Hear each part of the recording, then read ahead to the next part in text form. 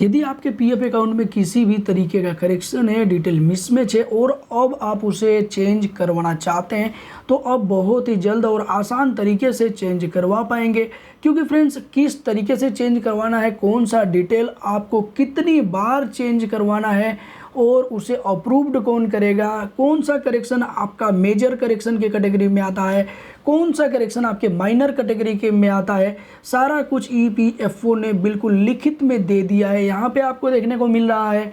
इस टाइम हम ईपीएफओ की ऑफिशियल पोर्टल पे आ चुके हैं, सर्कुलर वाले ऑप्शन पे आ चुके हैं और उसके बाद से 154 नंबर का जो सर्कुलर है यहाँ पे देखने को मिल रहा है, स्टैंडर्ड ऑपरेटिंग प्रोसीड्योर एसओपी। जी हाँ फ्रेंड्स, कोई भी काम यदि आप करते हो तो उसके लिए एक एसओपी होता है। जैसे कि आप अपने कंपनी में ही कुछ काम करते हो तो ये काम किस तरीके से किया जाना है, इसके लिए ऑलरेडी आपके कंपनी में एसओपी मौजूद होता है, उसके हिसाब से ही आपका काम होता है। और अगर आप एसओपी के माध्यम से काम करते हैं तो आपको सब कुछ पता रहता है और आप सही तरीके से काम करते हैं और इस तरीके से आपका काम भी आसान हो जाता है और जल्द हो पाता है।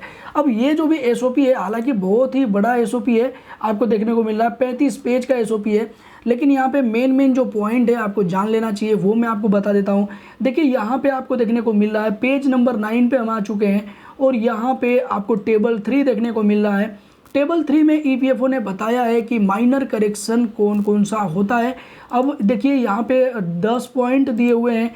जैसे मेंबर का नेम अगर करना है तो ये माइनर में आता है, फादर का नेम, मदर नेम आता है, ये भी माइनर में आता है, नेशनलिटी है ये माइनर में आता है। तो ये सारी लिस्ट आप देख सकते हैं, date of joining, date of leaving, और इसको अप्रूव कौन करेगा। देखिए अप्रूव्ड किसके द्वारा किया जाता है ये भी ईपीएफओ ने बता दिया है कि अब आपको बहुत ही आसानी होगी। अगर आप ऑफलाइन तरीके से ज्वाइंट डिक्लेरेशन फॉर्म वगैरह भरते हैं तो भैया आप डायरेक्ट उसके पास ही जा सकते हैं, उनके ऑफिस में जाकर के मिल सकते हैं।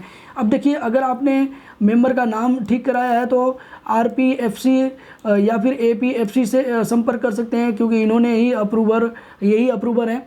और उसके बाद से वेरीफायर एसएस से आप मिल सकते हैं। देखिए एसएस इसमें कॉमन है, यानी कि आप किसी भी काम के लिए एसएस से अगर मिलें तो बहुत ही आसानी हो जाएगी। और देखिए यहाँ पे मैरिटल स्टेटस में केवल एसएस का ज़रूरत है, यहाँ पे अप्रूवर की ज़रूरत नहीं है।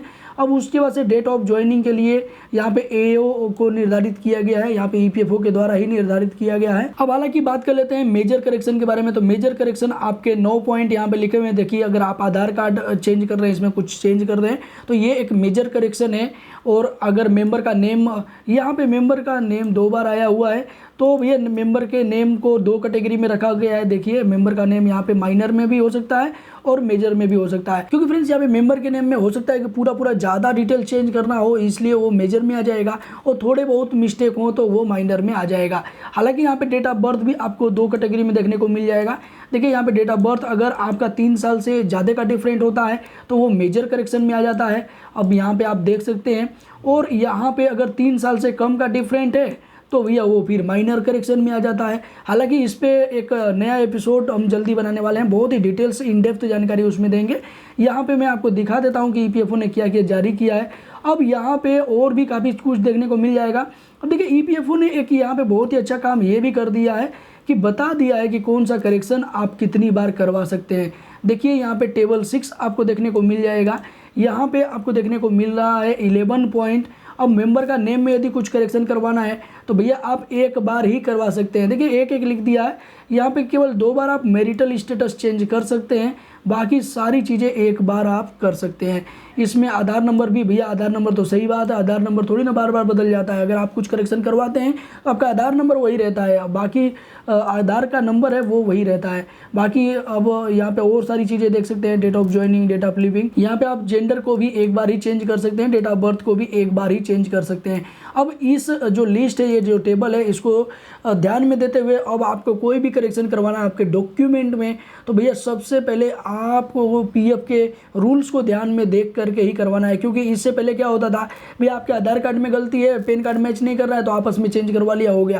भाई पीएफ का में किया है वो हम नहीं ध्यान देते थे और हमको पता नहीं होने की वजह से बाद में हम ज्वाइंट डिक्लेरेशन फॉर्म भर के ईपीएफओ ऑफिस में दे दिया करते थे और काफ़ी दिनों तक पेंडिंग भी रहता था। तो हो सकता है कि ये भी रीज़न हो पेंडेंसी का, आपका जो करेक्शन नहीं हो पाता है पीएफ अकाउंट में, इस वजह से नहीं हो पा रहा होगा। अब आपको इस बात का ध्यान दे करके ही सारा कुछ करेक्शन करवाना है। और फ्रेंड्स काफ़ी लोग ऐसे भी हैं जिनकी कंपनी बंद हो चुकी है और उनको करेक्शन करवाना है। अब हालांकि इसमें एक सोल्यूशन हमने निकाला था, ईपीएफओ को डायरेक्ट ईमेल करके पूछा था कि भैया कौन करेगा, तो ईपीएफओ ने जानकारी दी थी कि आप अपने बैंक मैनेजर से साइन करवा करके दे दीजिए, हम करेक्शन कर देंगे। लेकिन अभी इस चीज़ को एसओपी में भी ईपीएफओ ने मेंशन कर दिया है। देखिए यहाँ पे जो एसओपी का जो नंबर है 6.14, इसमें अथॉरिटीज़ के बारे में बताया गया है, कौन कौन अथोराइज है अगर आपका कंपनी बंद हो चुका है उस केस में।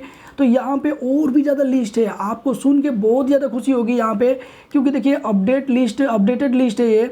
अभी यहाँ पे आपको देखने को मिल रहा है मजिस्ट्रेट के द्वारा आप करवा सकते हैं, एक गेजेटेड ऑफिसर्स के द्वारा करवा सकते हैं, पोस्ट सब पोस्ट मास्टर से आप करवा सकते हैं, यहाँ पे मेंबर ऑफ पार्लियामेंट से करवा सकते हैं, एमपी से करवा सकते हैं। देखिए यहाँ पे आप देख सकते हैं। हालांकि फ्रेंड्स ये जो भी अथॉरिटीज है इनकी लिस्ट काफ़ी लंबी है, आप एक एक करके पढ़ लीजिए, क्योंकि मैं एक एक करके पढ़ूंगा तो बहुत ज़्यादा वीडियो लेंथी हो जाएगी।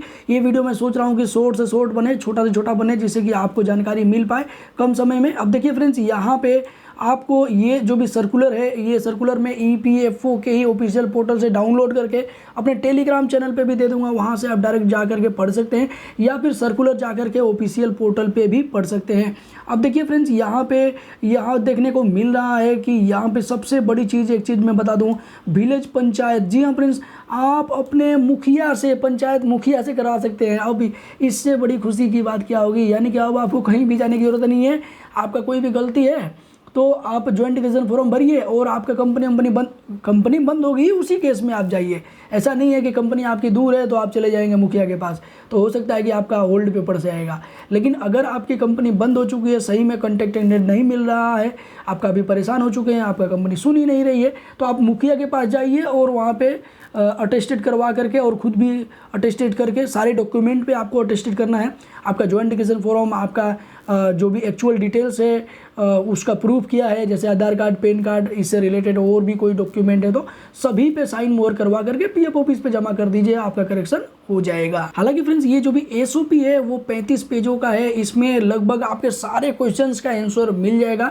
तो आपके मन में क्या क्या क्वेश्चंस है नीचे कमेंट बॉक्स में लिख मारिए, मैं आपके क्वेश्चंस का आंसर इसी सर्कुलर में ढूंढ करके या फिर इससे रिलेवेंट ढूंढ करके, अगर नहीं मिलता आपके क्वेश्चन का आंसर तो मैं ईपीएफओ को डायरेक्ट ईमेल करके पूछ के आपको नए वीडियो में कवर कर दूंगा। हालांकि मैं भी इस सर्कुलर को डिटेल्स में पढ़ूंगा कि भैया और क्या क्या इसमें ईपीएफओ ने बदलाव किए हैं, कुछ नए चेंजेस किए हैं, या फिर जो भी चेंज किया है वो किस लिए किया है। फ्रेंड्स यदि आपको इस वीडियो के माध्यम से थोड़ी सी भी हेल्प मिली हो और आप दूसरों की हेल्प करना चाहते हैं तो बिल्कुल फटाफट उन तक इस वीडियो को शेयर करके उनको भी जानकारी दे सकते हैं और उनकी सहायता कर सकते हैं। इसी साथ मिलते हैं किसी नेक्स्ट इन्फॉर्मेटिव वीडियो में, तब तक के लिए जय हिंद, जय भारत, वंदे मातरम।